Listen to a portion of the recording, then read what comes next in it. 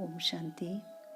18 दिसंबर पर प्रोग्राम बना था सेवा के लिए कि चलो हम सब बहनें लोग मिलेंगे और सेवा होगा। बाबा का प्रोग्राम अच्छा नया बनाया जाए कोई प्रोग्राम करने के लिए।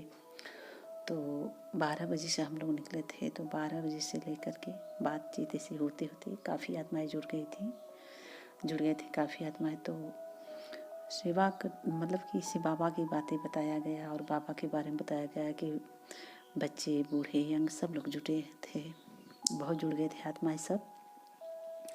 तो बाबा की बातें बताते बताते बहुत उन लोग को जिससे लग रहा कि कहते ना ज्ञान की प्रकाष्ठा अलग ही है। बाबा की ज्ञान की बातें जो बाबा ज्ञान स्पष्ट बताता है, उसकी विचार, उसकी भावना, उसकी ज्ञान की मंथन विचार ही अलग होती है, क्योंकि परमात्मा का ज्ञान है, सत्य का ज्ञान है। तो भक्ति आत्माएं तो बहुत कर रही थी, मगर तब पर भी जैसे इतनी मतलब अच्छे से सुन रही थी कि उन लोग को हटने का नाम ही नहीं ले रहे थे कि हटे यहाँ से। सब मगन होकर सो रहे थे। बाबा की बातें इतना अच्छा लगता है कि जो ज्ञान नहीं, भक्ति में तो जुड़ी हैं मगर ज्ञान नहीं है, अज्ञान होने के कारण भटक भी रही हैं। बहुत लंबे समय से लोग भक्ति कर रही थी, यहाँ तक कि जो बाबा की टोली थी, टोली भी कम पड़ गई थी, क्योंकि जान पहचान के लोग ले गए थे कि जान पहचान के जो बहने सब लोग अपना खाएंगे। और काफ़ी आत्माएं जुड़ गई। सोची बिनत की अपना सेवा अच्छा लगा और सबके चेहरे पे चमक की अलग ही लाइट थी बाबा की बातें सुन करके। हम कहें कि देखिए दीदी भी बात बताइए, हम सब बताएं कि देखिए ऐसा है कि ज्ञान अलग ही है। ये ज्ञान का परमात्मा का ज्ञान है, हम सबका ज्ञान तो है नहीं। हम सबको तो ये है कि जो बाबा के बच्चे बने हैं तो बाबा के ज्ञान की बातें सबको बताएं, सबको भगवान से मिलाएं। तो बस हम लोग को यही काम है, निमित्त है, परमात्मा कराने वाला है, बाबा ने भेजा है करण कराना, तो पिता हमारा है।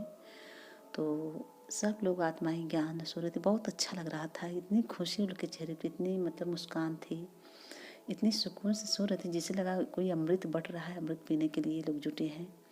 तो ऐसा लग रहा था, मतलब वो लोग छोड़ने का नाम ही नहीं ले रहे थे। हम लोग 12 बजे से 5 बज गया तो तभी हो कि अब चला जाए। अब आत्माएं तो हटने का नाम नहीं लेगी, तो चला जाए कैसे, मतलब आने कभी न वो लोग कहीं नहीं कि जाइए, कहेंगे बहुत अच्छा लग रहा है। मतलब इतना लोग ज्ञान कहते हैं ना कि सब कुछ मिल जाता है, तब पर भी इंसान भक्ति कितना भी करता है खाली रहता है। तो बाबा की ज्ञान ही, बाबा की बातें ही निराली है। बाबा की ज्ञान को कोई तुलना नहीं कर सकता। कहते हैं ना, समंदर को स्याही बनाओ, जंगल को कलम, तब फिर बाबा का ज्ञान का वर्णन नहीं कर सकती। इतना अथाह ज्ञान परमात्मा का है कि भगवान का ज्ञान है। तो आत्माएं जुड़ रही, बहुत मतलब खुशी हो सबके चेहरे पर, सबके चेहरे मुस्कान। टोली भी कम पड़ गई थी, तब तो पूर्ति हो गई, मतलब उतना कर पाई आत्माएं। तो ये हो कि टोली भी दोबारा अच्छे से आएगा। तो ज्ञान बहुत लोग सुनी, बहुत लोग अच्छा लगा, बहुत लोग प्रोग्राम बनाया गया कि फिर प्रोग्राम होगा और अच्छी सेवा बाबा का होगा। का सेवा फैलेगा तो सही रहेगा। तो बहुत अच्छा लगा, सेवा हुआ। वीडियो तो नहीं बना पाए क्योंकि बातें करते करते लेट हो गई, तो वीडियो नहीं बना पाए, मगर इस बार सेवा जब होगी तो वीडियो बनाएंगे। और बहुत प्यासी आत्माएं हैं, बहुत तड़प रही हैं परमात्मा की। यही संगम युग का समय है कि हम जितना चाहें उतना आत्माएं के खुले दिल से बाबा की बातें बता सकते हैं, चाहे ज्ञान द्वारा, चाहे मैसेज द्वारा, चाहे गीत द्वारा। बाबा कोई भी सेवा करें कि सफल हो, सांसों सांस सफल हो। क्योंकि बाबा तो लास्ट में हम सबसे पूछेगा ही कि आपने क्या क्या किसको किसको ज्ञान दिया, कौन सी आत्माएं रह गई। तो कल की बाबा कहें कल की कोई आत्माएं उलाहना न दें भगवान को, या हम सबको उलाहना दें कि बाबा आए बताए नहीं, तो बाबा हम लोग से पूछेगा।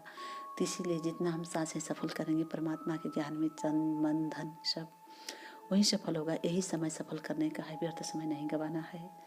अगर अभी हम समय सफल करेंगे तभी हमारा इसी पुरुषार्थ है। शरीर से भी पुरुषार्थ करें, शरीर का भी ध्यान रखना है, सेवा भी बाबा करना है, सब बैलेंस बना करके बाबा का सेवा भी करना है। क्योंकि बाबा का सेवा यही समय है, सांसें कब छूट जाए कोई भरोसा नहीं है।